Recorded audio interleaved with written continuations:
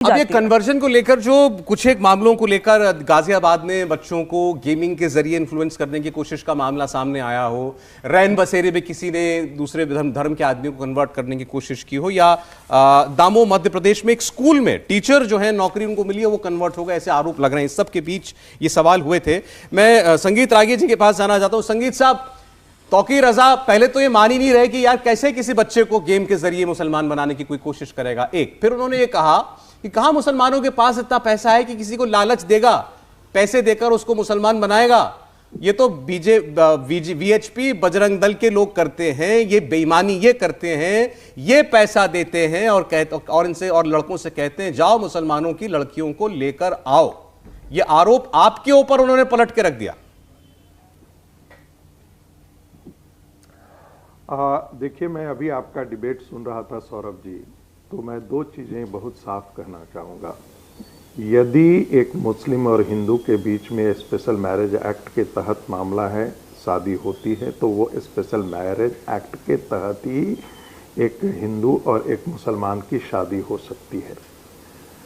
जहाँ तक इस्लाम का सवाल है, इस्लाम का मैंडेट बहुत साफ है कि आप किसी लड़की को आपको यदि पसंद आती है, बहुत अच्छी लगती है, बहुत वो सुंदर है, लेकिन वह ईमान वाली नहीं है, यानी इस्लाम को नहीं मानती है, तो जब तक आप उसे ईमान वाले में कन्वर्ट नहीं करते हैं तब तक शादी जो है वो गैर वाजिब है, शादी आपको नहीं करनी चाहिए।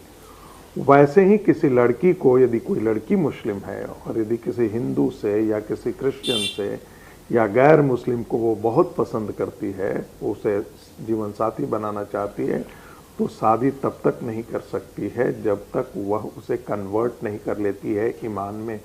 जब तक कन्वर्जन नहीं हो जाता है तब तक वो शादी इस्लाम की मान्यता के अनुसार हराम है। और ये बात कई बार हमने हेलो, आवाज जा रही है? जी हाँ, बोलिए। हेलो रागी जी, आपको आवाज मिल रही है? हेलो, कट गया। अच्छा, फोन उनका जो है डिस्कनेक्ट हो गया। वो दोबारा फोन कनेक्ट करते हैं, उनकी बात फिर हम पूरी सुनेंगे। हमारे साथ मोहम्मद अतीक साहब भी हैं और दानिश कुरैशी साहब भी हैं। देखिए, ये जो आज जो उनका इंटरव्यू जो हो रहा था, दरअसल ये कि कुछ मुस्लिम धर्मगुरुओं ने बैठकर ये तय किया भी ये जो कन्वर्जन को लेकर इल्जाम लग रहे हैं, इसका हल ढूंढने की जरूरत है। और मैसेज ये जाना चाहिए कि किसी भी तरीके के प्रलोभन से या गलत तरीके से कन्वर्ट किए गए व्यक्ति को मुसलमान हम नहीं मानेंगे। और ऐसे ही है कि अगर कोई शादी की लालच में आकर के कन्वर्ट हो रहा है तो उसको भी मुसलमान नहीं मानेंगे। ये कंट्रोवर्सी इससे खत्म हो सकती है। और इसको अगर आप पॉजिटिवली देखें तो हाँ, वाकई इससे खत्म हो सकती है। लेकिन यहां सवाल दानिश साहब, जो बुनियादी सवाल है वो ये, कौन तय करेगा कि ये जो किसी भी व्यक्ति को कन्वर्ट किया गया है, अगर उसको मुसलमान बनाया गया है तो उसके पीछे क्या तरीका इस्तेमाल किया गया? वो सही तरीके से हुआ, वो अपने मन से, अपनी इच्छा से मुसलमान बनाए, या किसी और पर्पस के लिए? देखिए सौरभ,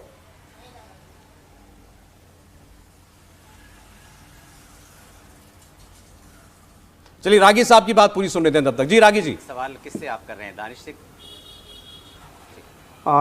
सौरभ जी, मैं कह रहा था कि एक मुस्लिम का गैर मुस्लिम से बिना मुस्लिम में कन्वर्ट हुए शादी हराम है। ये इस्लाम की मान्यता के अनुसार नहीं है। और कई बार हमने चैनलों पर मौलानाओं से पूछा है कि क्या मैंने जो पढ़ा है इस्लाम को वो सही है या नहीं। उन्होंने कहा कि नहीं, जो आप कह रहे हैं वो सही है। तो ये तो बहुत एक वाजिब बात है कि इस प्रकार की चीज़ें होती हैं। कई बार उसको, लड़के को लगता है कि वह हिंदू बन करके यदि नहीं जाता है तो लड़की शादी नहीं करेगी, तो वो कलेवा पहन करके या कुछ और पहन करके फिर उसको प्रेम जाल में फंसाता है, फिर शादी करता है। और शादी करने के बाद फिर इस्लाम में उसे लाने के लिए वो दबाव डालता है, क्योंकि उनको पता है कि यदि हम इस्लाम में उसे नहीं लाने के लिए नहीं करते हैं तो हमारे लिए जन्नत नहीं, हमारे लिए दोजख मिलेगा उसे। वो इस्लाम की मान्यताओं के अनुसार नहीं होगा जी।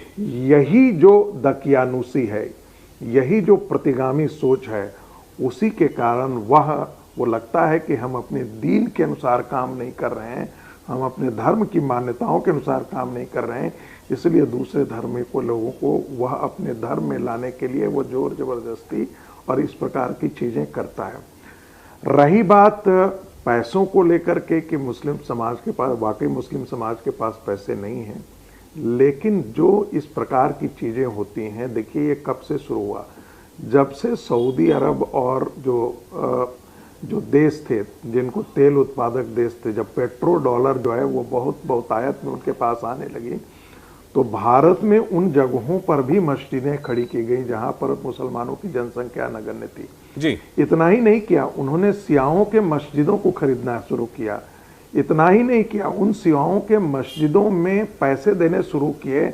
यदि वो अपनी मस्जिदें नहीं देते थे तो अपना इमाम वहां बिठा देते थे, और इस प्रकार उन मस्जिदों को भी कब्जा करने की कोशिश इन्होंने शुरू की। और एक बहुत बड़ा लंबा सिलसिला चला उत्तर प्रदेश के अंदर, जो पश्चिमी उत्तर प्रदेश है। यदि आप देखेंगे जिस क्षेत्र को जिन्ना जो है वो ईस्ट पाकिस्तान और वेस्ट पाकिस्तान के बीच में कॉरिडोर बनाना चाहता था, आप देखेंगे कि वो एरिया आज मुस्लिम बहुत एरिया हो गई है। और यही काम है, यही कारण है कि शर्जील इमाम जो पिछली बार कहा था कि हमको चिकन नेक को काट देने के लिए वहां पर चिकन ठीक है रागी साहब, रागी साहब, तो स्ट्रेटेजिक लोकेशन के तहत इन लोगों को बसाया भी गया है। नहीं, मैं तो ये कह रहा हूं, देखिए फिर से मैं कह रहा हूं, बुनियादी सवाल ये है कि कन्वर्जन या धर्मांतरण को लेकर जो विवाद होते हैं ये कैसे बंद हो सकते हैं। कुरैशी साहब के पास मैं फिर जा रहा हूं, जो बात मौलाना तौकीर रजा कह रहे हैं, अगर वो अमल में आ जाए, इसको बात खत्म कर दूं, 10 सेकंड में अपनी बात खत्म करूं, लंबा हो जाएगा रागी साहब, प्लीज शॉर्ट में बोलिए। 10 सेकंड में जी। देखिए इस पर एक राष्ट्रीय कानून होना चाहिए। हाँ। और उसके जो भी कन्वर्जन कराता है उसको आजीवन कारावास, सख्त सजा का प्रावधान होना चाहिए। आपको बता दूं कि प्रोपोगेशन जो शब्द है संविधान में, हाँ। ये क्रिश्चियन मिशनरी के दबाव पर लाया गया था, जिसे डॉक्टर अंबेडकर नहीं चाहते थे। इंडिया टीवी हर वक्त हर जगह डाउनलोड करने के लिए सर्च करें India TV news Google play store या ऐप स्टोर पर।